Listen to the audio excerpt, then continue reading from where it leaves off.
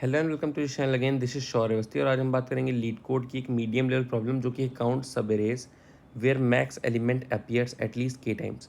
ठीक है, तो हमें नंबर ऑफ सब एरेज बताना है कितनी हो सकती हैं जिसमें एटलीस्ट के टाइम्स हमारा मैक्स एलिमेंट एरे का आया हो। एरे का मैक्स एलिमेंट कितना है 3, के कितना है 2। नंबर ऑफ सब एरेज रिटर्न करनी है जिसमें 3 हमारा जो है मिनिमम 2 टाइम्स तो आया ही आया हो। ठीक है, आंसर आ रहा है 6। एक्सप्लेनेशन में सारी सब एरेज गिवन है।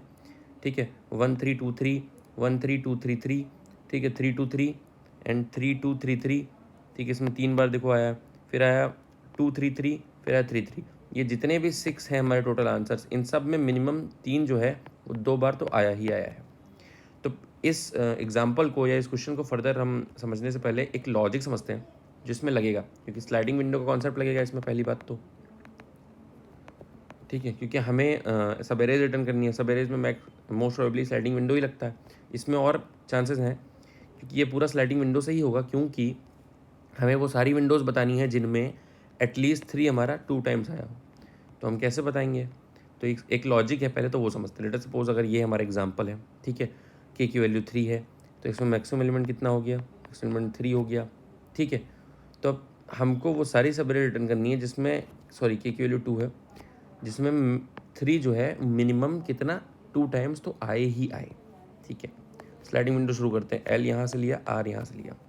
ओके, आगे बढ़ते हैं। अब हम देखते हैं मैक्सिमम एलिमेंट तो ये है, उसकी मैक्सिमम फ्रीक्वेंसी, मैक्सिमम एलिमेंट की जो मैक्सिमम फ्रीक्वेंसी है वो भी 0 है।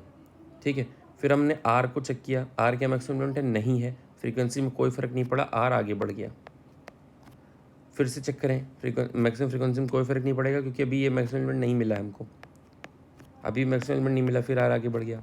जैसे ही हमको मैक्सिमम एलिमेंट मिला, फ्रीक्वेंसी हमने 1 कर दी पहले तो, अगेन हमने आर को आगे बढ़ाया। जैसे हम मैक्सिमम एलिमेंट मिला, फिर से हमने फ्रीक्वेंसी कितनी कर दी? बढ़ा दी।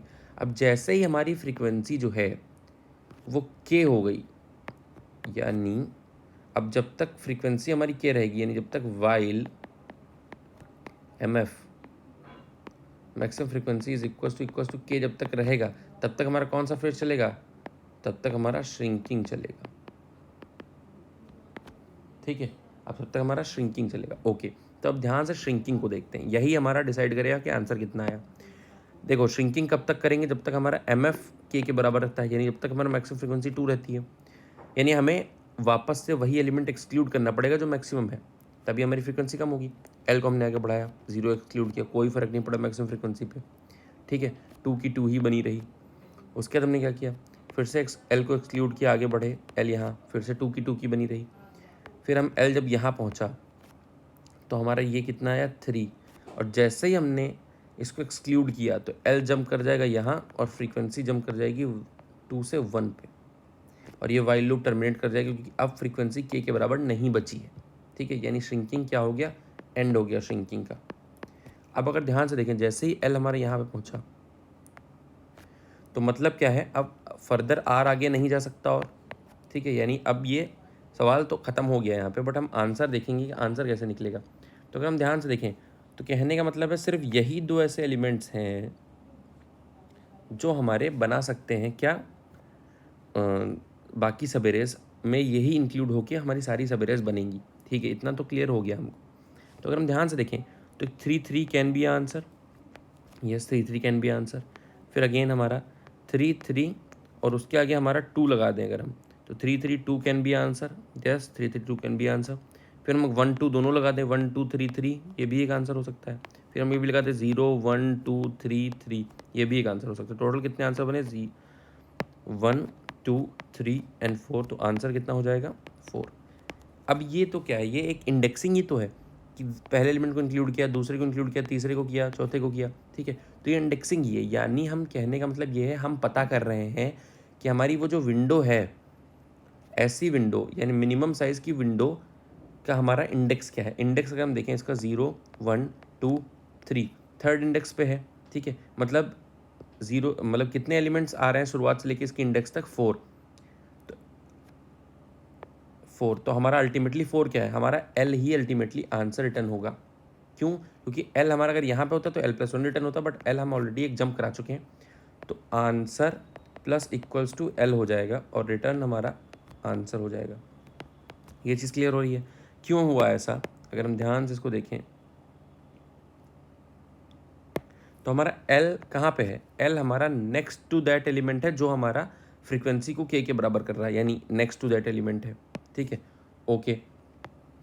और जो हमारा R है, R हमारा बाहर निकल चुका है, यानी R अब फर्दर आगे बढ़ नहीं सकता।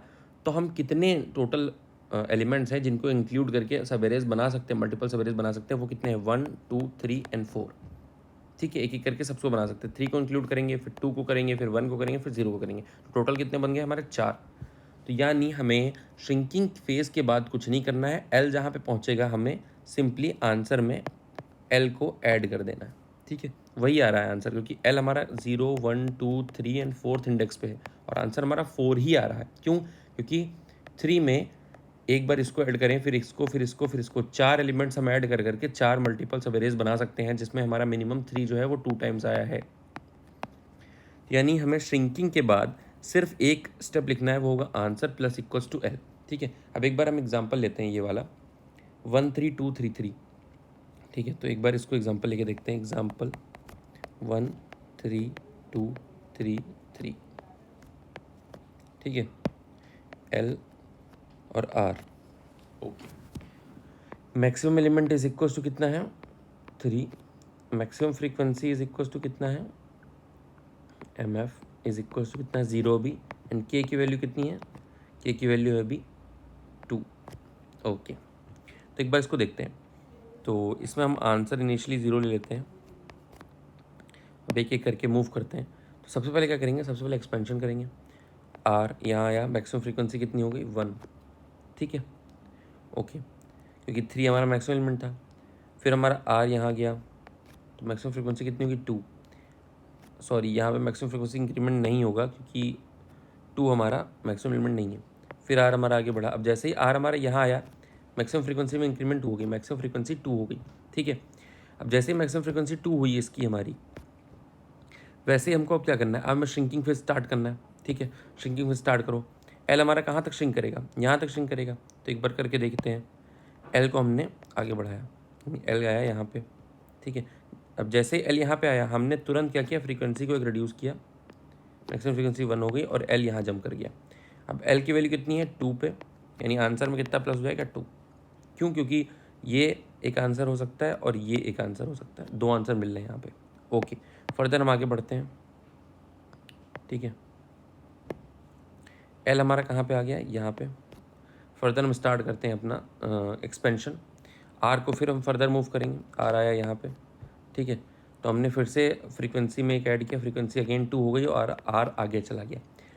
अब हम फिर से एक्सपेंशन करेंगे और देखेंगे। तो हम फिर से जब एक्सपेंशन, सॉरी, फिर से हम श्रिंकिंग करेंगे। तो हम फिर से श्रिंकिंग करेंगे तो देखेंगे कि एल को हम फिर से आगे मूव करते हैं, यहाँ पे आया, सॉरी, एल यहाँ पे आया, और जैसे इसको हमने एक्सक्लूड किया वैसे ही हमारी फ्रीक्वेंसी घट के 1 हो गई और एल हमारा यहाँ आ गया। और हम फिर क्या करेंगे? आंसर में एल ऐड करेंगे। एल कहाँ पे है? 0 1 2 3 एंड 4, 4th पोजीशन पे। तो हम आंसर में 4 और ऐड कर देंगे, तो टोटल आंसर हमारा 6 हो जाएगा। यानी हमारी जो टोटल नंबर ऑफ सबरेज बननी है जिनमें मिनिमम हमारा 3 2 बार आया हो, वो कितनी है? 6 है, ठीक है। तो एक बार इसी चीज़ को हम कोड करते हैं, ठीक है। तो एक बार इसका हम कोड देखते हैं। तो इसमें क्या है? सबसे पहले हमने आंसर ले लिया जो कि लॉन्ग लॉन्ग में रिटर्न करना था, तो हमने लॉन्ग लॉन्ग में ही ले लिया। उसके बाद हमने लेफ्ट पॉइंटर राइट पॉइंटर 0 से स्टार्ट किया, मैक्सिमम फ्रीक्वेंसी 0 ले ली, मैक्सिमम एलिमेंट कैलकुलेट कर लिया। फिर हम क्या कर रहे हैं? वाइल लूप चला रहे हैं जब तक हमारा आर जो है वो रेंज के बाहर नहीं चला जाता। फिर हम क्या कर रहे हैं? इफ़ अगर हमारा नम्स आर, यानी जो आर पे एलिमेंट पड़ा हुआ है आर इंडेक्स पे, वो हमारा अगर मैक्स के इक्वल है तो हम मैक्सिमम फ्रीक्वेंसी बढ़ा देंगे, यानी ये एक्सपेंशन चल रहा है हमारा, ठीक है, एक्सपेंशन, ये एक्सपेंशन फेज है। उसके बाद ये क्या हो गया? जब हमारा maximum frequency is equals to K हो गया, तो हमारा कौन सा फेज चलेगा? श्रिंकिंग। अब ये श्रिंकिंग फेज कब तक चलेगा? जब तक हमारा मैक्सिमम फ्रीक्वेंसी के बराबर रहेगा। और श्रिंकिंग कैसे होगी? नम्स अगर हमारा नम्स में एल इंडेक्स पे मैक्सिमम एलिमेंट पड़ा हुआ है तो हम फ्रीक्वेंसी 1 से घटा देंगे, वरना हम एल को एक एक करके आगे मूव करते रहेंगे, दैट वेरी सिंपल, ठीक है। तो श्रिंकिंग हो गया है। उसके बाद एंड में हमारा श्रिंकिंग के बाद क्या हो रहा था? श्रिंकिंग के बाद जो हमारा एल था वो जिस एलिमेंट को एक्सक्लूड किया है मैक्सिमम एलिमेंट उसके आगे मूव कर जा रहा था, यानी एल ही हमारा अल्टीमेटली आंसर रिटर्न कर रहा था।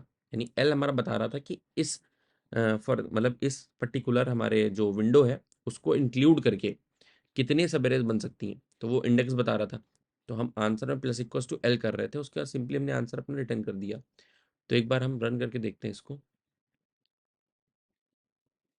दोनों टेस्ट केस पास हो रहे हैं, एक बार सबमिट करके देखते हैं। ठीक है, तो ये सक्सेसफुली सबमिट हो रहा है। So thank you so much watching this video. अगर वीडियो पसंद आया हो तो वीडियो को लाइक करिए, चैनल को सब्सक्राइब करिए। मिलते हैं अपने अगली वीडियो में, तब तक के लिए बाय।